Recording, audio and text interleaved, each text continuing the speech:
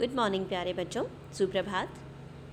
आज 9 जुलाई 2021 को हम अपने शिक्षा निदेशालय राष्ट्रीय राजधानी क्षेत्र दिल्ली द्वारा भेजी जा रही कक्षा 6ठी विषय हिंदी की कार्यपत्रक 2 पर चर्चा करेंगे।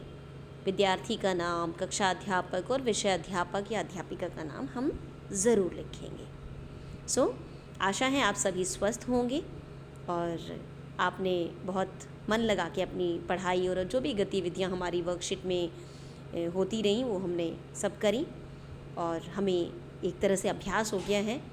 और इस तरह से हम अपना जो जानकारी है, जो ज्ञान प्राप्त करना है, जो पढ़ाई है, उसको मनोरंजन के साथ जारी रखेंगे। दोनों ही काम होंगे, पढ़ना भी होगा, मनोरंजन भी रहेगा साथ साथ। देखो मनोरंजन कैसे, अभी जैसे हमें ये पिक्चर दिख रही है, तस्वीर दिख रही है जिसमें सूरज दिख रहे हैं और ये बच्चा बना हुआ है और ये ऐसे इसने पकड़ा हुआ है तो इसको, और ऊपर से पसीने की बूंदें लग रही हैं, तो इसका मतलब क्या है कि उसे क्या लग रही है? गर्मी, है ना। और सूरज की अगर हम देखने जाएं कि सूरज का नेचर क्या होता है तो हम सभी समझते हैं कि सूरज जो है वो सुबह पूरब से निकलते हैं, उदय होते हैं, पश्चिम में छिपते हैं, ये हम सभी जानते हैं। और सूरज हमें प्रकाश देते हैं सुबह, यस। और जब छिप जाते हैं तो अंधेरा हो जाता है। ये हम सभी जानते हैं कि नेचर है सूरज की और नेचर ने ऐसा बनाया है। और उसके बाद हम सभी समझते हैं कि किस तरह से हम गर्मी में मर जाते हैं। आजकल जैसे गर्मी चल रही है और हम जब बाहर निकलते हैं घर से बाहर तो हम बिल्कुल बुरे हालात में होते हैं, घर पहुँचते कहते हैं बहुत गर्मी लग रही है, यस। तो ये हमें सबको पता। और सूरज जब हम सर्दी में होते हैं तो हम लग रहा होता है कि अरे कितनी अच्छी धूप है।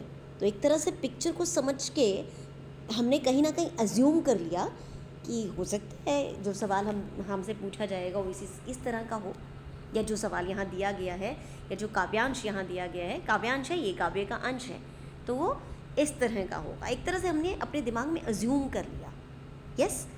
जैसे हम अज्यूम कर रहे होते हैं, मान लो कहीं गए हुए हों और रास्ते में सोच कर आते हैं कि मम्मी ने या खाना बना रखा होगा और मुझे भूख लगी और मैं जाते ही खा लूँगा। हम हर चीज़ को अज्यूम करते हैं, तो क्यों ना अपनी पढ़ाई में भी थोड़ा अज्यूम करके चलें और फिर देखें कि हमने जो अज्यूम किया था, हमने जो कल्पना की थी, हमने जो माना था, वो कितनी हद तक सही है।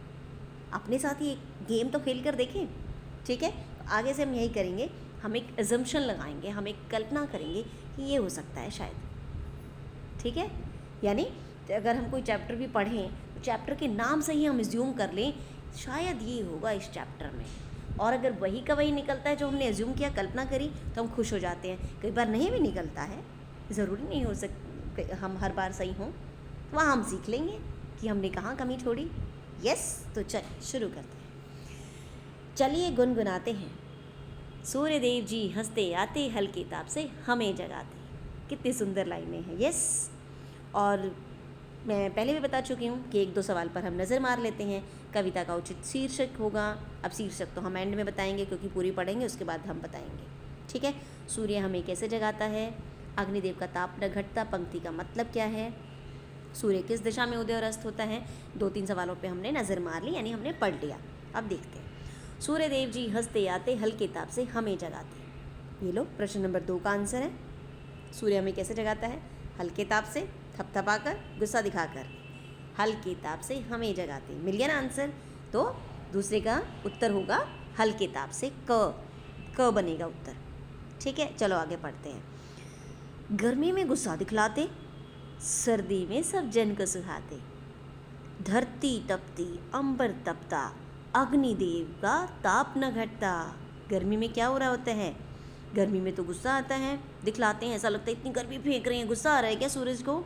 और सर्दी में सब जन को सुहाते हैं, और सर्दी में हम सबको सुहाते हैं। और धरती तपती, गर्मी में तो धरती तप रही होती है, अंबर आकाश भी तप रहा होता है। अग्निदेव का ताप न घटता, लेकिन जो अग्निदेव हैं उनका ताप कम नहीं होता।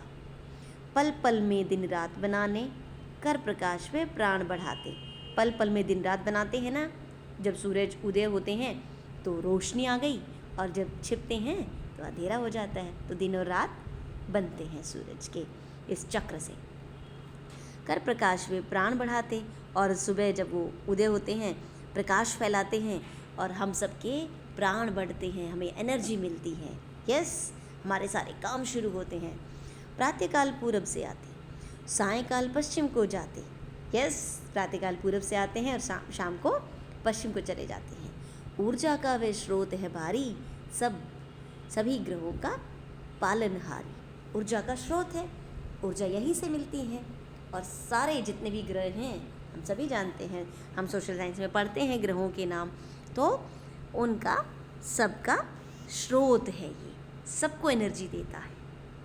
हमें तो देता ही देते हैं, बाकी सारी जो हमारा नेचर है, जो हमारे ग्रह हैं, बाकी सबको एनर्जी देता है।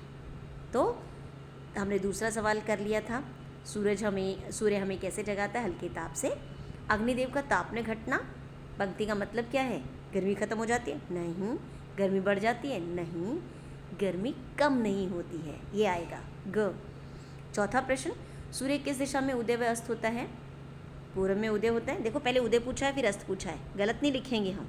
तो उदय कहाँ होता है? पूर्व। अस्त कहाँ होता है? पश्चिम। तो ये बनेगा आंसर, पूर्व पश्चिम।